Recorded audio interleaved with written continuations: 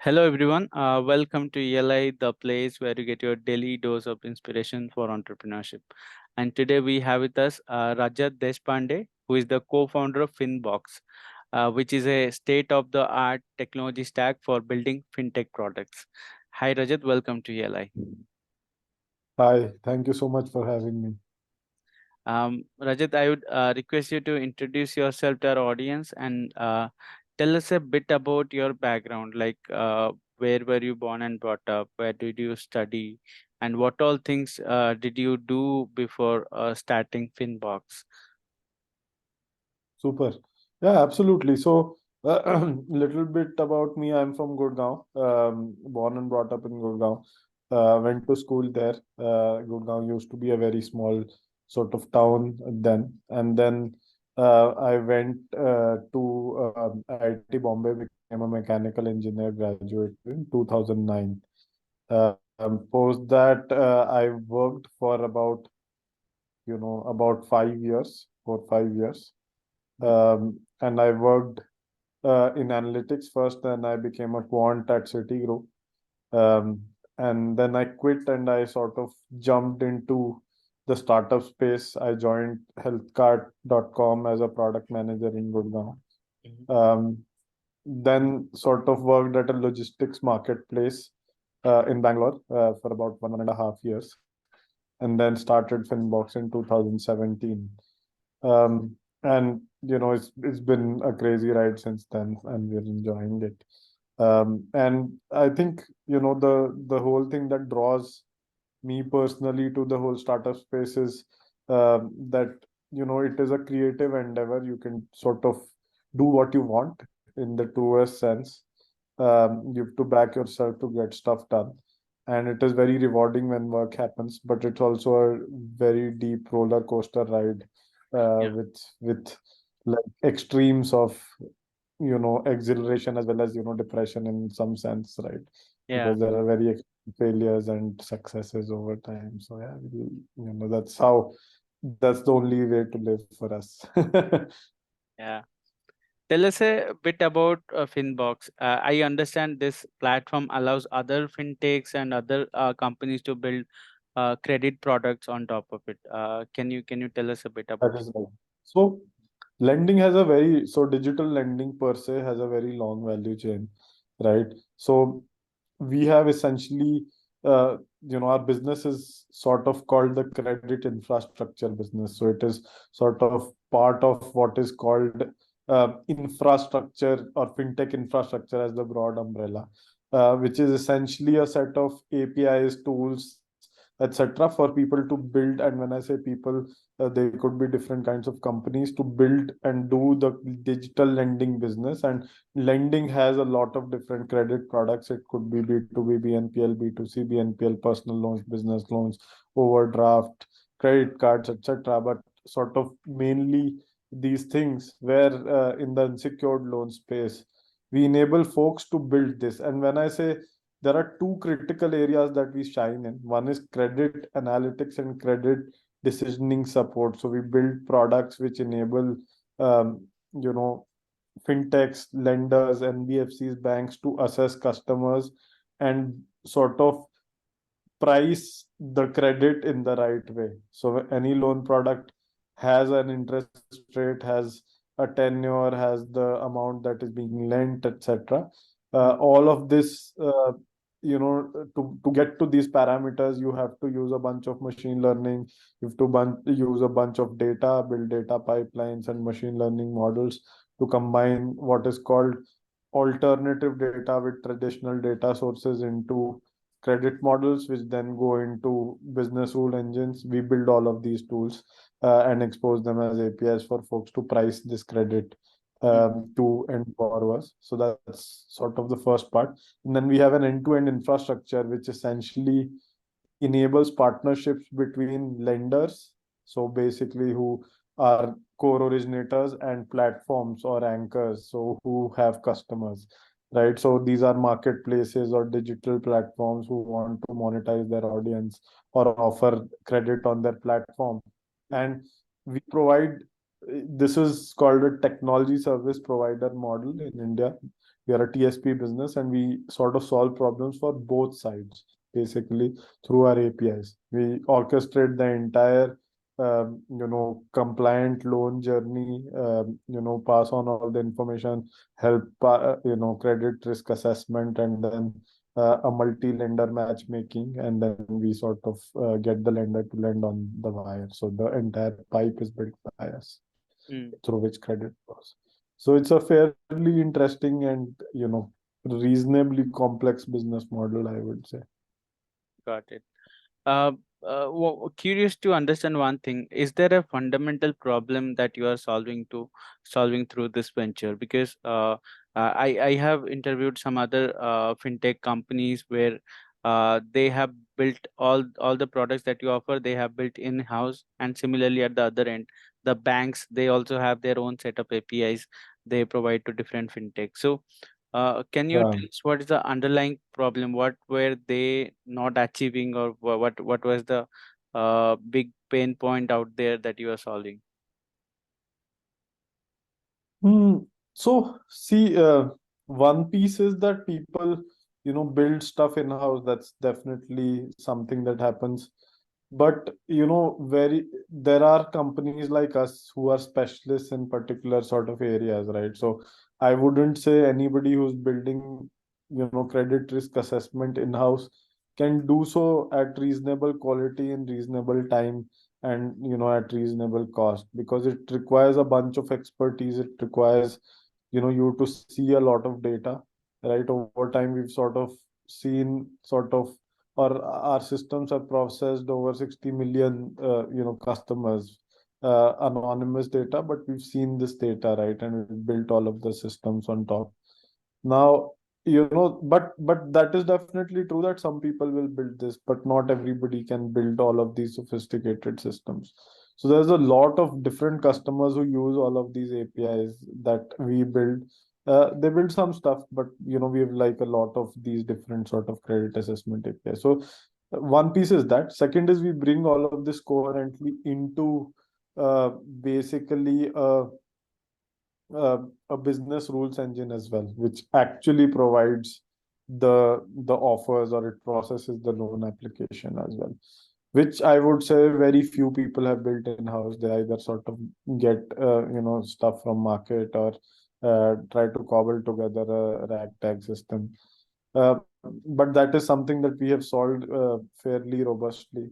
And then third is essentially, when we come into the picture, we also have like a good lender network which is integrated, and where we have an understanding of how this works, how each of the credit products works with various lenders. So this is about it. And I would say on the lender side, right, lenders are not technology companies. So Mm, typically they don't build their APIs on their own. Even if they're providing these APIs, typically some technology service provider has actually built these APIs, and sometimes it is us also. So for about 7, 8 lenders, we are the ones who actually, even if you go to them directly and get these APIs, the thing is that they will, sort of send the anchor or the fintech R APIs, the stuff that we build for them or with them in some sense, right? So as I said, we are enablers in the ecosystem. We solve a bunch of problems in the digital lending space, be it in the credit risk category, or end-to-end infrastructure, or API stack category. And I wouldn't this market is so large that it's an insanely large market. So in financial services as well as financial services software, mm, no one player actually becomes very large market shareholder, as you can right. imagine, right? So there are a lot of different kinds of problems, and different people, different companies specialize in different kind of, you know sort of parts of the value chain. So there's a lot of space for sophisticated digitized services in the market today, and we play our part in unsecured lending today, which is fully digital and digitally disbursed and assessed. Mm. Uh, Also, since this is a very complex product, uh, how do you price your product, or how do you, what's the business model and different revenue streams? The way I see it, you can price based on the number of APIs used, or pay per use, like number of customers processed. I mean, there can be like hundred of different ways. How do you go about pricing? And tell us a bit about the sales cycle. How do you acquire client? What's the marketing Yeah. model? Yeah. Absolutely. So see, pricing, I will say, not only us, the entire Indian B2B SaaS ecosystem is fairly new to pricing and pricing strategy, right? And I would say that there are very, very interesting ways of pricing products. And I think the core unit is API calls, but it doesn't finish at that. What are the value added services? How do you sort of bring other parts of the platform in? How do you price analytics? How do you price workflows? How do you price reconciliation? How do you price various ancillary things that you do to facilitate these transactions? Is an interesting thing that we are figuring out, right? But the API or the usage-based pricing is what we subscribe to today, right? And that is the core, and we are innovating on pricing so that the barriers to entry for people who want to try this are not as very, very high. And we are able to serve our customers meaningfully, while monetizing reasonably okay. Right, that is the crux. And I think there's this beautiful book called Monetizing Innovation. I don't know if it has come up in the podcast in the past. It's a very, very good book for anybody who's sort of thinking about pricing. And this is something that is an evolving work for us, and we keep thinking about it and figuring out better ways of doing this so that we can, sort of lower barriers to entry, as well as be reasonable, and don't leave a lot of, as they say, money on the table. We reasonably priced is what we want to sort of be. So that's, the overall business model. The How do we get customers? I think there are three, four channels. One is, we run probably one of the largest set of newsletters in the fintech space in the country today. We publish two newsletters, and these are very widely read overall. So this is thought leadership and content. We publish a lot of blogs and content on LinkedIn. We have a very good incoming inbound sort of flow from that, right? And then there is the sales team, which sort of, you know, um, sort of engages and does direct sales.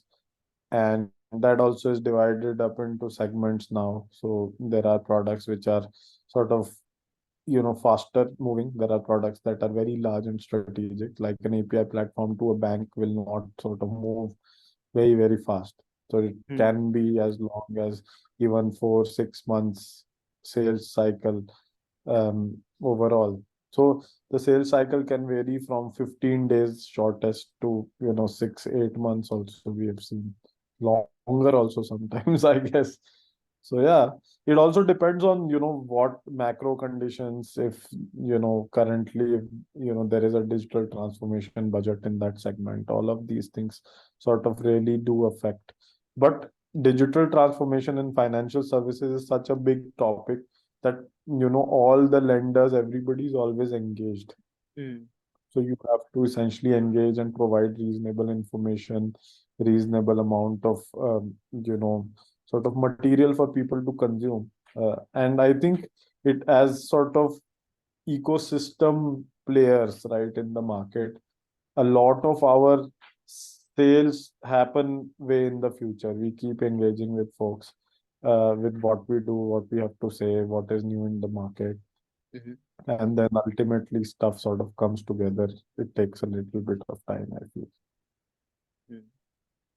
Uh, Take us to the initial days of this venture. Like, how, first of all, how did you come up with this hypothesis of FinBox? What was the initial idea?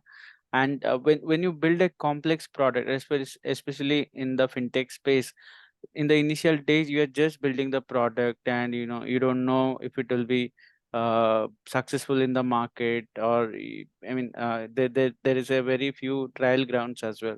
So how did you go about in the initial days? We could definitely see digital lending come up, right? And we were like, okay, the first product that we built is called Device Connect, which is essentially a machine learning product which uses anonymous data to, generate credit analytics for people. So you're like, okay, there is no, India has a huge new to credit population. Everybody wants to lend to them. How will they assess them? Is there a better way? There is no bureau penetration in the country. This is 2018. And India has come a long way, but still a lot of new to credit population remains. And like, okay, everybody is building this. How will this get solved? And I would say for us, per se, building the product in its own thing, we were having so much fun building the product right on our own. Hmm. And with the help that we had, it was just intense fun, I feel. And we did like,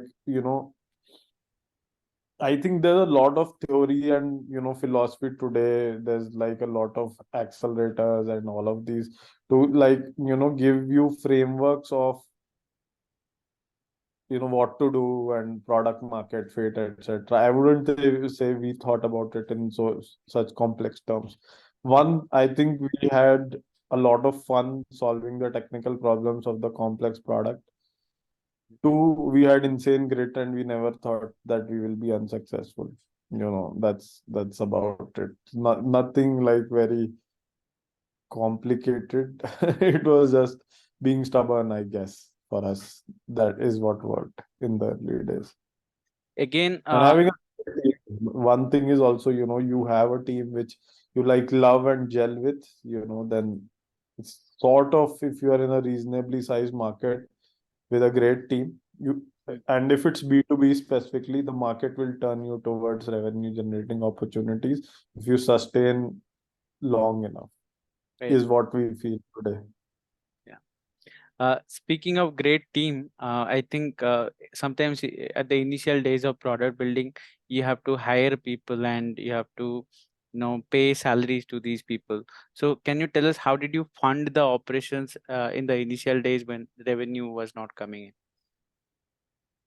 Oh, so one thing is that we are four co-founders, and none of us were engineers, but we learned how to code, and I think and we've like become like very enamored by engineering ourselves.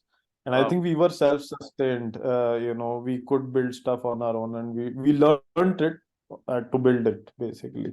So some guys could write Python, so they build backend. I could write Android. Wrote Android in the early days, etc. And I think we were, really, there was definitely market insight that we did revenue very, very quickly, frankly, Hmm. right? So there was a side product that we had also built, which we discovered when we just went to meet some of the customers in Mumbai, and we built the product, got paid, and then we built the main core product, which took more time, and then we sold it. So I would say we were super clear that the signal to noise ratio is lowest when people are paying for stuff. So we Hmm. in some sense only build stuff that we understand somebody is willing to pay for, and that is easier in the B2B space, frankly. So if Right. it's hard to ask for money typically for newcomers, but you know in the B2B, especially in the enterprise space, you have to charge people, Hmm. and if they are willing to pay, then that idea genuinely holds water. If that's the only signal to noise ratio that signal to noise ratio is minimum when people are paying for what you are saying that you are going to build. So Right. we did like build it before we sold it, we sold it before we built it. In Wow. a way. Wow, that's really Yeah. interesting. Um, can you tell us about some of the big challenges that you have come across while building and growing this venture? Yeah, I think at a personal level, of course, there was a time when our invoices weren't paid, and we were bootstrapped for a long period, and we didn't have a lot of money to like pay salaries, etc. And I reached out to one of our angel investors, and he just like cut a check, and I could meet payroll. And it's just insane how you know how scary that is. And it is insane how an ex-entrepreneur who's an angel investor didn't ask me two questions about it. Right. So these are the kind of, he just gave, these are the kind of things that can potentially happen, if you find the right people. So when I say the team, the early investors are also very, very important, I would say. And we are blessed to have been like come into contact with such folks. And his name is Anup. He's doing another startup now. Mhm. So the idea is essentially to find these things, let's find the right people, and then stuff sort of happens.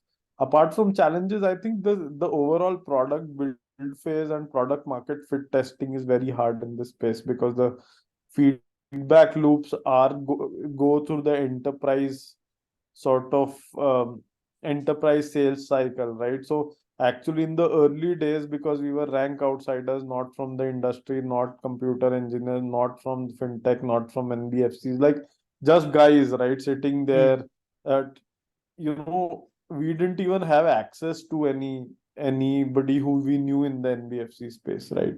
Mhm. So we used to just get into a bus from Bangalore to Mumbai, and we used to just try to sell our idea to anybody. Once we went to, like, I remember HDFC Bank's building, and we were trying to sell our idea to like the security guard. And Mhm. it's so funny today. But the thing is that you don't know how to get real feedback in the enterprise space if you are not from the enterprise software market. It is very easy to do that if you are from the market, but if you're a rank outsider, that's very hard. But I think it's also great in a way that, if you are naive enough, you are never discouraged. Mhm. You don't know, what, you're not sort of ever, you know, debating if this is going to work or not, because, this guy said X, this guy said Y. You're like super naive, like, I'm building this, I'm going to go sell it, no matter what. Yeah. And I think it's interesting how that worked in our favor. People Yeah. could say it's a deal breaker. You can't. So people typically say that in an enterprise SaaS business, one of the founders has to be from enterprise sales or enterprise SaaS. That's sort of the thing, the heuristic. Mhm. But I think didn't matter for us, frankly, Wow. in the Uh, you mentioned that you had you are four co-founders in this journey. Can you tell us a little bit about, how did you meet your co-founders? And finding the co-founder is the single biggest challenge in any founder's life, and that's absolute. that's where the venture starts. uh, how did you manage to find four founders, and what happens when there is a conflict between the founder? How do you go out resolving that? Yeah, so see, one of the co-founders is my brother. So, I always knew him. ठीक है. Two of the guys used to be, co-workers in the logistics startup I was heading product in. They were part of the product team, and I really liked them. So we used to vibe together and all that. And I think, it is that connect that has kept us going, right? We do love each other at a we connect at a very deep level, right? And I think we solve a lot of these things together. And I think conflicts are hard, frankly. And I would say not a lot of sort of conflicts uh, in a way bubble to the top, because they get resolved at this, because they're typically sort of smallish. Mm-hmm. But you know I feel as we grow, and we become sort of, the stakes become higher, I think there needs to be mechanisms to sort of break conflicts, I feel, as we become larger and larger, because there are the stakes become as big, and people's lives also become at stake. Mhm. But this is all theoretical. I don't know how, how this will work out. But overall, I think the best way to solve a conflict is to sit down and talk, Right. uh, which is sometimes hard to do also. Yeah, So that's everybody learns. that's true. My final question. So all these years of entrepreneurship, I am sure you would have learned a lot of lessons about entrepreneurship, and some of the lessons can be carried to other ventures as well, can be applied in other situations, other industries as well. So tell us about Yes. some of the top lessons that you have learned, which we can take away and probably apply to our ventures.